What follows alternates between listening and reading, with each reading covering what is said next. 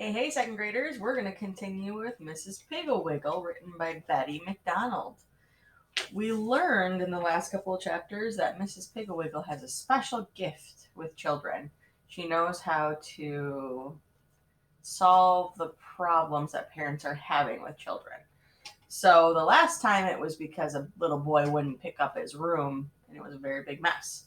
We're going to continue to chapter 3 for the answer backer cure.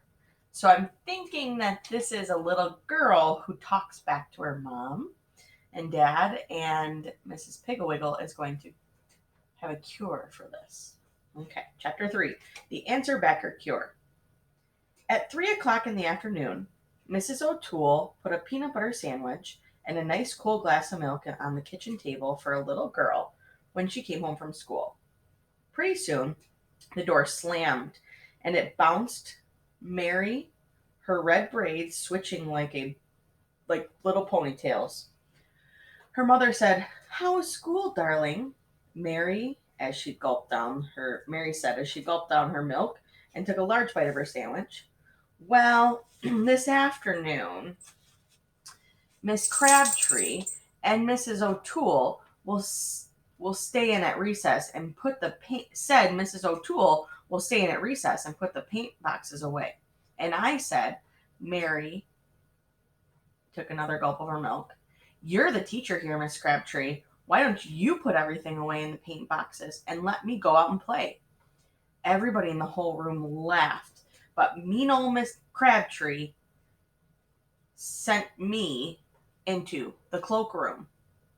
Mary took another large bite and looked up at her mother expectantly to see if she appreciated how smart she was.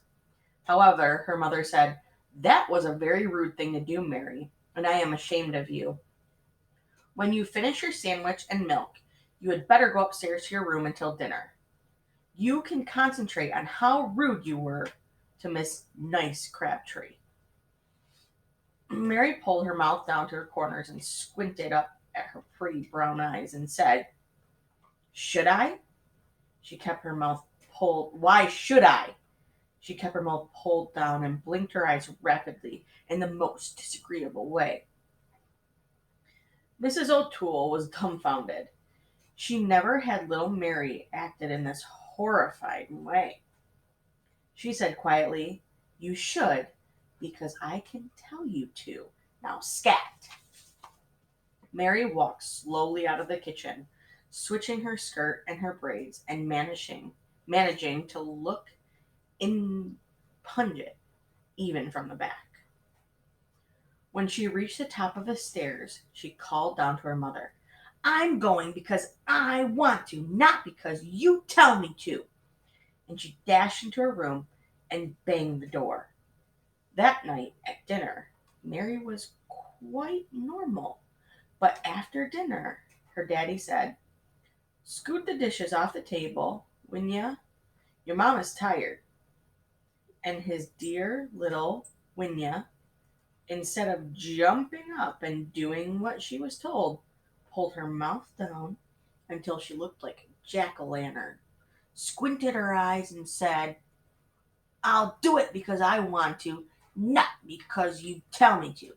Anyway, you eat here. Why don't you clear the table?" She blinked her eyes rapidly.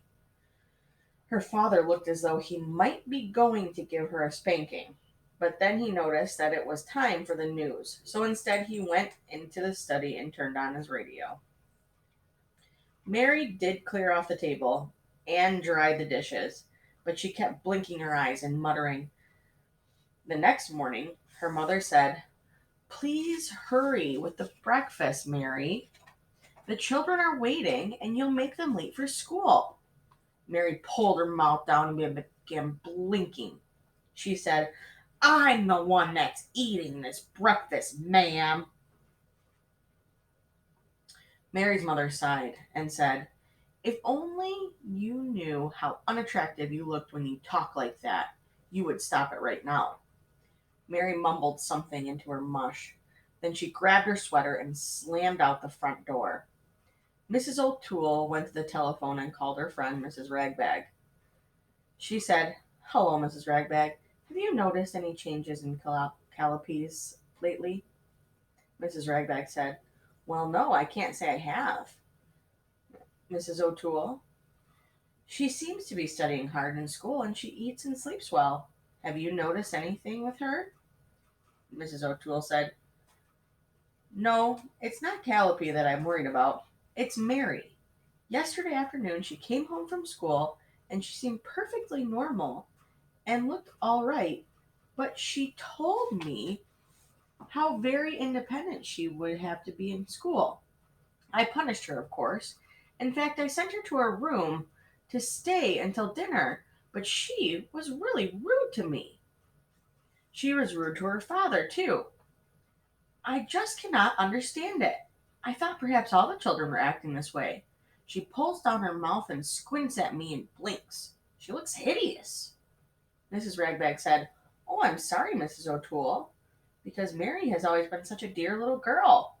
I don't know what to suggest. Why don't you call Mrs. Keystop? You know what a problem her little Chucky is. She should have some ideas. Mrs. O'Toole said, Thank you very much, Mrs. Ragbag. I'll call Mrs. Keystop right away. So she called Mrs. Keystop, but she wasn't at home, and her maid Nora answered the phone. Nora said, Sure, and Mrs. Keystop ain't home, Mrs. O'Toole, but it's the dear little Mary, the one with the beautiful braids? Mrs. O'Toole said, Oh, Nora, that is just why I called. Mary has suddenly become so rude. She answers back and pulls her mouth down and squints and blinks. She started yesterday, and I'm so upset. I called to ask Mrs. Keystop if she ever had similar trouble with Chucky. All right, we're going to stop right there. So little Mary seems like she's not really nice. All right, we're going to see what happens next time.